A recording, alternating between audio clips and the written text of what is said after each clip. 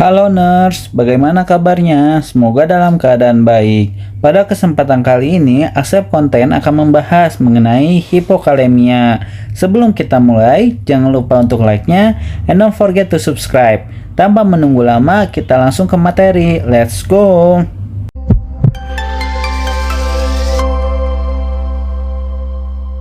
Hipokalemia berasal dari kata hipo yang artinya low atau rendah, kemudian kal yang mengarah pada kalium atau potasium, dan emia yang berarti blood atau darah, sehingga dapat disimpulkan kalau hipokalemia adalah rendahnya kadar kalium dalam darah.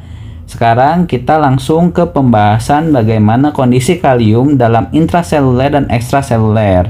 Intraseluler itu merujuk bagian dalam sel, di mana dalam gambar ini kita bisa lihat bulat-bulat ini adalah sel dan di dalamnya ini ada organel-organel dari sel. Nah, ini yang di dalam sel disebut dengan intraseluler. Yang di sini intra. Sedangkan di luar sel yang ini ada darah. Nah, ini disebut bagian ekstraseluler.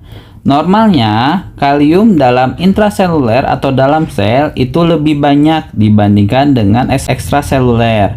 Nah, normalnya kalium dalam intrasel itu lebih banyak dibanding kalium di luar sel atau di darah atau ekstraseluler. Nah, biasanya di rumah sakit atau di fasilitas kesehatan ada tes kalium dalam serum yang diambilnya dari sampel darah. Berarti itu artinya kalium yang dihitung adalah kalium yang berada di ekstraseluler. Normalnya kalium di ekstraseluler atau di dalam darah yaitu berkisar 3,5 sampai 5,1. Bila kurang dari atau sama dengan 2,5 itu menjadi kondisi yang dangerous atau berbahaya sehingga perlu penanganan segera. Kalium memiliki fungsi untuk konduksi syaraf dan juga kontraksi otot. Penyebab dari hipokalemi kita bisa sebut dengan batan kuda kei marah atau kalium marah. Nah, ini mengarah pada kaliumnya itu suka marah-marah sehingga nggak betah di tubuh dan akhirnya kaliumnya kurang dalam tubuh. Sebenarnya konsepnya nggak kayak gitu, cuman itu buat memudahkan dalam menghafal. Jadi kei marah ini merupakan singkatan dari K, yaitu kalium banyak keluar.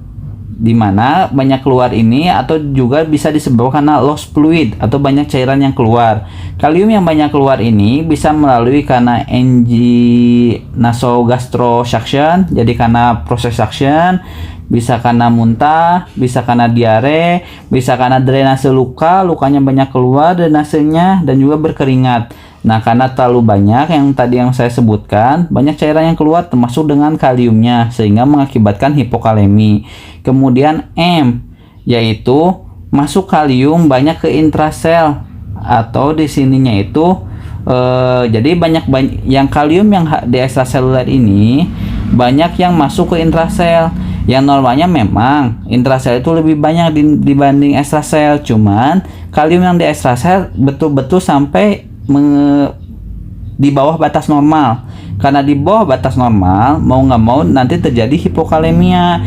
Hal ini, kenapa kalium ini bisa banyak masuk ke intrasel dari ekstraseluler? Itu bisa karena yang pertama, hiperinsulin. Nah, jadi hiperinsulin ini, insulin kan untuk memasukkan obat gula ya. Jadi insulin itu untuk menggantikan hormon insulin supaya gula darah itu masuk ke sel. Nah, gula darah masuk ke sel tetapi kalium juga ikut masuk sehingga kalium dalam darah bisa turun dan itu juga bisa mengakibatkan ya tadi hipoglikemi, yang GDS-nya jadi turun juga. Biasanya disertai dengan itu kalau misalnya karena hiperinsulin atau bisa juga karena masalah alkalosis. Nah, kita harus ingat-ingat kalau hipokalemia itu dari alkalosis, sedangkan hiperkalemia itu dari asidosis. Lanjut A, yaitu asupan obat. Asupan obat yang bisa mengakibatkan hipokalemia yang pertama yaitu laksatif. Laksatif itu atau obat pencahar. Jadi kalau misalnya obat pencaharnya berlebihan, ada diare, ya kaliumnya bisa kebuang lewat feses. Kemudian diuretik seperti furosemid atau lasik. Nah, itu juga kan narik cairan yang otomatis itu juga narik kalium untuk keluar dari pipis dan juga bisa karena obat kortikosteroid. Lanjut R itu yaitu rendahnya intake kalium. Nah, rendahnya intake kalium ini bisa karena anoreksia atau ada nausea itu ada mual muntah atau ada masalah ya tadi karena saluran makannya lewat NGT yang tidak terpenuhi sepenuhnya. Lalu dari A, asupan air banyak atau over. Jadi air pun kalau terlalu banyak atau hiper, jadi over banget air yang masuknya, itu juga bisa mengakibatkan dilats kalium. Dilats kalium itu apa? Jadi karena banyak minum air, otomatis di darah itu nanti ada hubungannya dengan hormon aldosteron, yang artinya itu hormon aldosteronnya itu bisa meningkat. Karena meningkat itu akhirnya ya banyak pipis. Dari banyak pipis itu banyak keluar kalium. Kalau misalkan over atau berlebihan dalam minum air putihnya. Kemudian H itu dari hormon aldosteron problem. Jadi ada masalah di hormon aldosteron. Biasanya karena masalah Cushing syndrome.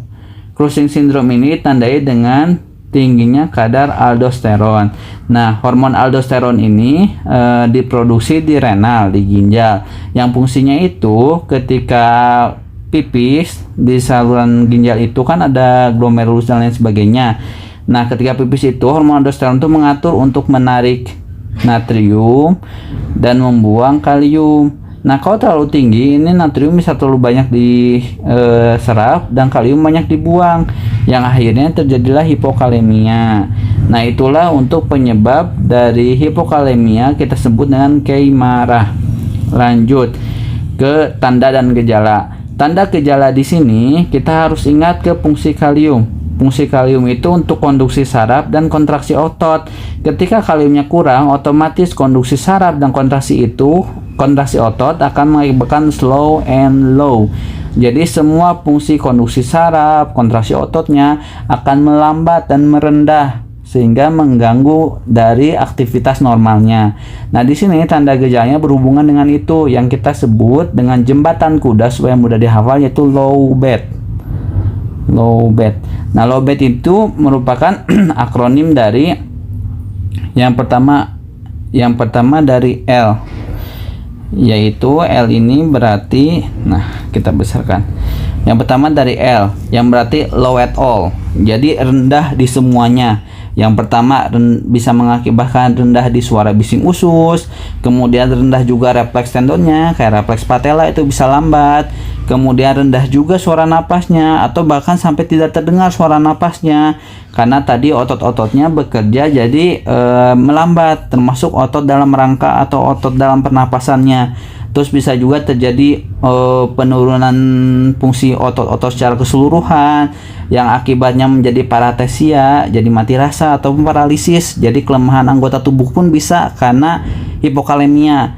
Selain karena stroke bisa juga karena ini, dan juga menurunnya respon menelan juga bisa. Yang tadi ingat ke slow and low. Jadi semua fungsi-fungsi tubuhnya itu melambat, terutama dalam konduksi saraf dan kontraksi otot.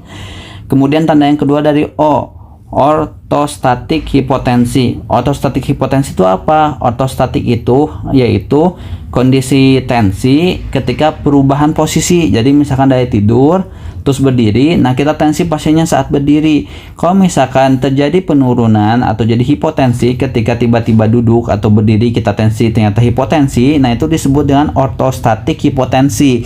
Itu menjadi salah satu tanda dan gejala dari hipokalemia.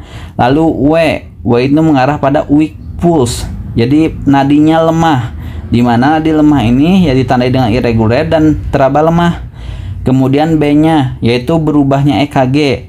Nah, berubahnya EKG ini kita bahas setelah yang lainnya ya, karena ini akan ada pembahasan khusus terkait dengan perubahan gelombang-gelombang pada EKG karena hipokalemia. Lalu A, adanya keluhan confusion atau bingung. Nah, pasiennya bisa kurang konsentrasi, seperti bingung. Ini juga bisa karena disebabkan hipokalemia. Dan yang T yaitu toxic effect dari digoxin. Bisa seperti itu karena efek toksin dari digoxin, obat digoxin. Lanjut kita bahas terkait gambaran EKG yang berubah.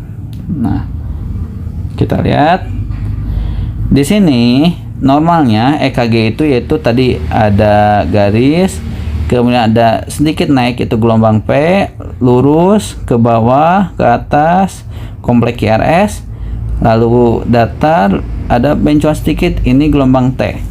seperti itu. Jadi PQRST ini normal EKG. Nah, pada hipokalemia itu bisa terjadi ini yang harusnya normal seperti ini. Nanti bisa kayak gini, ini P-nya normal, QRS normal. Cuman yang harusnya dari S ke T itu ada agak naik sedikit baru gini. Nah, ini tuh nggak ada kayak gini. Jadi di sini langsung ke sini, langsung lurus. Nah, ini disebut dengan segmen ST depresi. Nah, segmen ST depresi. Yang ini itu disebut, nah ini. Jadi dari itu kan nomornya dari S itu ke atas dulu baru gini. Nah, ini mah enggak, dari S langsung ini. Jadi depresi ke bawah gitu. Nah, ini disebut segmen ST depresi kalau misalkan terjadi. Lanjut, selain segmen ST depresi, di sini di gelombang T-nya juga bisa flat. Yang harusnya ada naik sedikit, ini bisa flat atau bahkan inverted atau ke bawah gini. Jadi gelombang T-nya bisa flat atau inverted. Dan terakhir bisa muncul juga gelombang U atau U wave. U wave ini memang ada gelombang tambahan setelah T itu ada gelombang U. Tapi ini pada beberapa babar yang normal itu memang jarang muncul. Nah, pada hipokalemia suka muncul juga gelombang U kayak gitu atau U wave.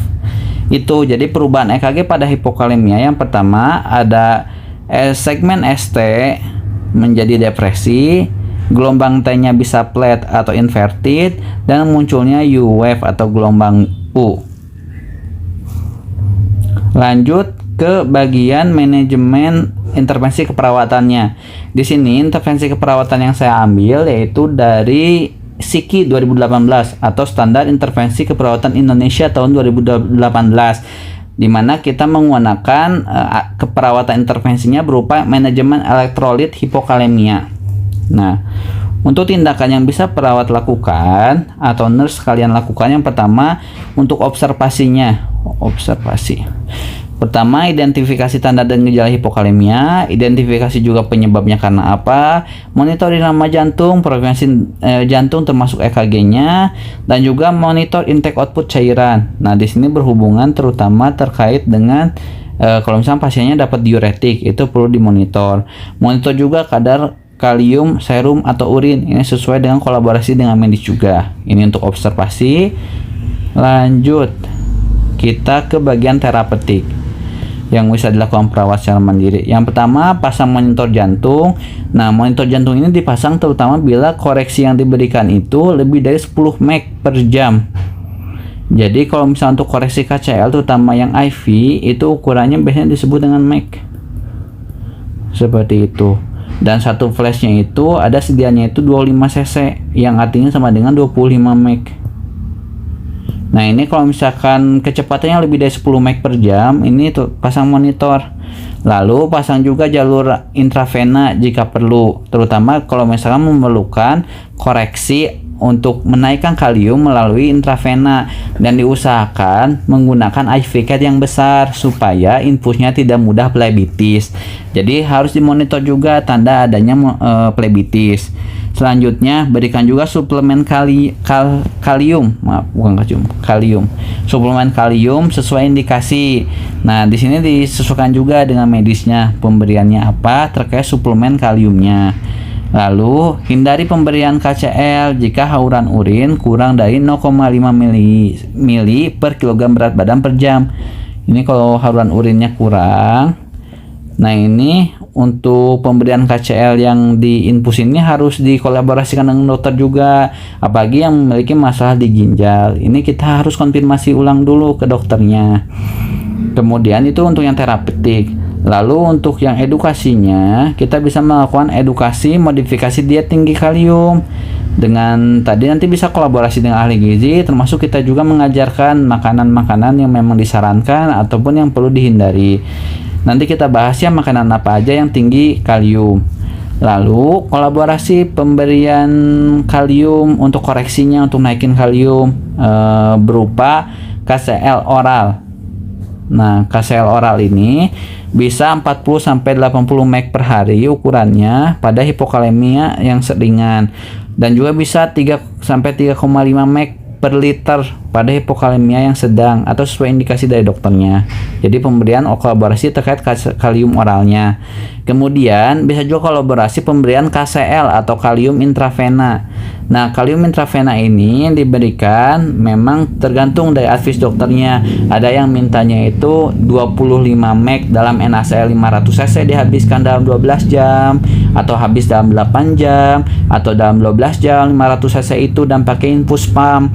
Nah, itu tergantung dari dokternya, sebab kadang geriatri dengan anak muda itu beda juga kecepatannya. Itu memperhitungkan dari rapuhnya kondisi intravenanya supaya tidak mudah flebitis, atau tergantung tingkat urgenitas dari nilai kaliumnya. Kalau kaliumnya sangat rendah, yang mau tidak mau harus dikejar. Nah, pada hipokalemia berat atau kurang dari 2,5 itu kecepatannya bisa 10 sampai 20 mg dalam NS 0,9% yang 100 cc dan habis dalam 1 jam. Berarti cukup cepat, dan biasanya memang yang kayak gini kita pakai sirim pump. Jadi pakai spare 50, diencerin 25 mg tambah 25 cc NaCl 0,59% masuk sirim pump dan diinjeksikan pakai sirim pump. Tapi sekali lagi untuk KCl intravena ini kolaborasi ya dengan tenaga medis. Lanjut, kita tadi bahas mau yang diet kalium. Nah, diet untuk yang tinggi kalium di sini bisa menggunakan pneumonik yaitu potasium. Ini sumbernya saya dapat dari channel YouTube dari Register Nurse RN.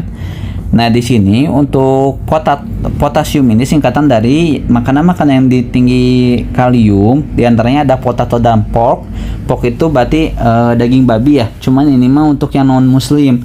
Kalau misalkan untuk di sayurannya ada potato yang tinggi kalium, ada orange atau jeruk, ada tomato atau tomat, ada avocado, ada strawberry, spinach atau bayam, ada ikan, ada jamu, dan ada juga ada melon. Jadi potasium ini singkatannya. Selain itu juga bisa yang lain-lainnya, ada wortel, kismis, dan pisang yang merupakan pangan yang tinggi kalium. Tapi sesuaikan juga ya dengan kondisi kontraindikasi sakit pasien. Khawatirnya selain punya hipokalemia, pasien ada yang punya diabetes atau punya masalah lainnya. Nah, itu dikolaborasikan dengan ahli gizi dan dokter juga. Paling cukup sekian untuk pembahasan hipokalemia pada kali ini. Nah, sekali lagi di sini Asep Konten punya segmen cek lab di mana kita akan membahas hasil-hasil temuan lab dan intervensi keperawatan yang diperlukan. Kalau suka dengan video ini jangan lupa like-nya, don't forget subscribe. Kalau misalkan ada masukan atau request materi boleh komen di kolom komentar. Sampai jumpa di materi selanjutnya. Wassalamualaikum.